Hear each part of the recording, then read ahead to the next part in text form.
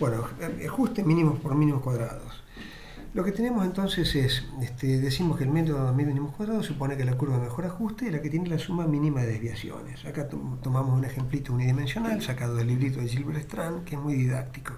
Entonces suponemos que tenemos una sola dependencia, una variable incógnita que es x, y tenemos tres observaciones. B1 y B2 y B3 son números. Escribimos estas tres observaciones en forma vectorial, que lo tenemos acá a la derecha. Ven x por vector A, dos vectores columnas, es igual a B. Obviamente que hay tres condiciones, es decir, hay más condiciones que grado de libertad. Tenemos una sola incógnita. ¿Cómo resolvemos esa aparente incompatibilidad? Bueno, suponemos lo que hablábamos acá, que la suma de los cuadrados de los desvíos, x no va a poder satisfacer las tres condiciones simultáneamente, entonces va a haber residuos de cada vez que cuando obtengamos un valor de x, elevamos esos residuos al cuadrado, lo sumamos y pedimos que eso sea mínimo. Esto es una parábola, y esa parábola va a tener un mínimo. Bueno, también eventualmente podría ser un máximo, pero va a tener un mínimo. Y la solución es esto. Como vemos, lo que está acá arriba, el numerador es a fila por b columna dividido a fila por a columna, que esto es el producto, ambos son productos internos o producto escalar, como lo hemos visto en álgebra, en los cursos de álgebra. Esto acá se los recuerdo. Producto interno, entonces tenemos un vector fila por un vector columna, nos da esto, y lo que decimos es que el método encuentra la distancia más corta entre B y A. Esto es un hiperespacio, pero podemos representarlo, esquematizarlo como una proyección plana para simplificar, y lo que decimos es que el método proyecta el vector B sobre A. Este sería el ajuste, nos encuentra el punto P. Como vemos, si esto efectivamente es ortonormal, la regla de los paralelogramos nos dice que B es la suma de esto más esto, es lo que está acá, con lo cual la proyección, el vector residuo, que es la diferencia entre B menos el valor ajustado por el vector A. Ahora, esto efectivamente, una cosa es construirlo geográficamente y otra demostrarlo. Este vector residuo es perpendicular, es ortonormal al vector A. Bueno, lo vemos. La condición de ortonormalidad, lo sabemos de geometría euclidiana, que el producto escalar tiene que ser cero.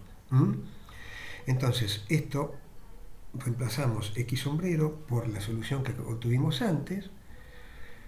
Ven, lo reemplazamos acá, hacemos el producto, nos queda a fila por b columna menos esto es un número, con lo cual nos queda a fila por a columna, y como vemos, numerador y denominador se cancelan y nos queda una identidad que hace que es igual a 0, con lo cual el vector residuo es efectivamente ortonormal al vector A. Caso 2D. Suponemos que tenemos esta tendencia, que uno supone o presupone que es lineal, entonces la postulamos, esto en función del tiempo, tenemos m observaciones independientes. Postulamos entonces que se verifique esta relación para cada observación. Y acá lo escribimos un poquito en forma matricial. Ven, 1 por c más t1 por d igual a i1, y así para las m observaciones. Como vemos, tenemos un sistema sobredeterminado. Otra vez, muchas más ecuaciones que incógnitas, que son dos en este caso. En forma matricial está escrito así, y como vemos tenemos dos vectores columnas, A1 y A2, que son linealmente independientes, y no podemos obtener uno en función del otro. Esto es el vector de incógnitas y el vector de observaciones independientes. O dependientes, T es la variable independiente. Dos formas de resolver esto, cómo resolvemos el caso 2D o multidimensional, uno geométrico y otro utilizando cálculos diferenciales. El primero consiste en imitar el caso 1D, es decir, vamos a pedir, ven, que el vector, en este caso sería fila, multiplicado por el vector residuo, sea igual a 0, es decir, el producto escalar sea igual a 0. Como tenemos dos vectores columnas, tenemos dos condiciones, entonces ven, A1 fila por el vector residuo igual a 0, A2 fila por el vector residuo igual a 0. Ahora esto lo escribimos en forma matricial, nos damos cuenta que lo que tenemos acá, que son dos vectores fila, no es ni más ni menos que la traspuesta de A. Con lo cual, entonces, la solución desde el punto de vista geométrico es ni más ni menos que multiplicar el residuo por la traspuesta. Fíjense qué rápida la solución. La segunda forma, que es la diferencial, minimiza, así como hicimos antes, el cuadrado de la norma euclidiana del error o del residuo. Y la solución, hay que tener un poquito de cuidado cuando derivamos respecto a un vector, puede ser un gradiente o un jacobiano, nos da la misma solución que antes. Estas se llaman ecuaciones normales, como vamos a ver. Bueno, el sistema irresoluble, entonces, la forma más rápida de resolverlo es directamente multiplicamos por la traspuesta. Ahí nos queda un sistema normalizado, como vemos, eran dos incógnitas, nos queda un sistema de 2×2. La matriz es 2×2. Y la solución, bueno, yo acá se los hice en Octave. En Octave acá lo tienen en la punta del programita, pero lo que hacemos es leemos el archivo, estas son las observaciones, acá estaría los t, para cada t tenemos una observación. Y lo que hacemos es acá, una vez que tenemos armada la matriz, ven, la primera columna es 1, la segunda columna es t, multiplicamos por la traspuesta, que es el tilde. Después lo resolvemos por Gauss, que es esto que está acá, y nos da la solución. Lo corremos, ven, esta es la dependencia lineal que estábamos postulando. Lo corremos y nos da la curvita que vimos acá en la presentación, en el ajuste lineal. Bueno, volvemos entonces a la presentación, era esto.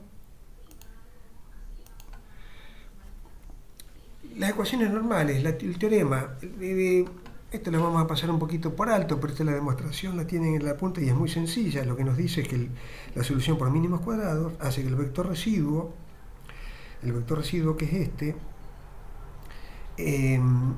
sea mínimo. Es decir, minimiza la distancia del vector residuo. Es decir, vamos a obtener una situación que es similar al caso 1D. Acá tenemos el vector residuo, tenemos el vector B y tenemos la proyección. Esto que está acá abajo, este plano, sería el plano comprendido o barrido por dos vectores independientes, que son los dos vectores columnas, que definen una base. De la misma forma que tenemos estos dos vectores oblicuos, no tomamos los vectores cartesianos, sino tomamos vectores oblicuos para asimilarlos a esto, y nosotros decimos que B y W constituyen una base. Entonces cualquier vector independiente va a ser una combinación lineal de esas dos bases, que lo representamos como el par ordenado. Para el primer caso sería 1, 1, tiene una componente, una magnitud de cada componente, y el caso 2 es el par ordenado 1, 2. Entonces nosotros decimos que esto que está acá abajo es el espacio de columnas de la matriz A, que lo decimos como RDA, y A por X no es otra cosa que una combinación lineal de esos vectores bases o vectores columnas. Y lo que hace el sistema de mínimos cuadrados es minimizar el vector error, que es esto, sea ortonormal a ese espacio de vector columnas. ¿Dónde está la normalidad? La ortonormalidad, acá, ¿ven? Esto es el vector residuo y estamos pidiendo que sea ortogonal a los vectores columnas de la matriz A. Entonces, la solución por mínimos cuadrados divide el vector B en dos componentes. ¿Ven? Esto que es ni más ni menos que es la solución por mínimos cuadrados, que es una proyección ortogonal de B sobre el espacio columna de la matriz A. ¿Qué hacemos si tenemos situaciones no lineales? Supongamos que, por ejemplo, tenemos en el ambiente o en una habitación tenemos radioactividad debido a la presencia de dos materiales radioactivos, cada uno con constantes de decaimiento conocidas, lambda y U son conocidas. Entonces postulamos esto y vamos a tener m observaciones, y ven con dos incógnitas, que es C1 y C2. Podemos tener también una dependencia cuadrática, un polinomio, puede ser un polinomio de orden 3, 4, en general no vamos a tener polinomios de alto orden porque es inestable, pero podemos tener este tipo de dependencia y hacemos lo mismo que antes, ¿ven? Armamos para las m observaciones, armamos el sistema, esto es básico, vamos a tener tres columnas independientes, ¿ven? En este caso no aparece el vector columna 1, en este caso sí, pero eso depende de cómo uno lo forma, qué tipo de dependencia forma. Para el segundo caso, entonces, la solución, para ambos casos, la solución inmediata es multiplicar el sistema sobredeterminado por la traspuesta. Para este caso que está acá, el de la dependencia cuadrática, nos quedaría algo como esto, y es familiar de cálculo diferencial, ya sabíamos cómo obtener esto, y como vemos, esto va camino a ser un sistema mal condicionado si vamos creciendo en el orden del polinomio. ¿Cómo terminamos eso? Calculando el número condicionante. Bueno, dejamos acá.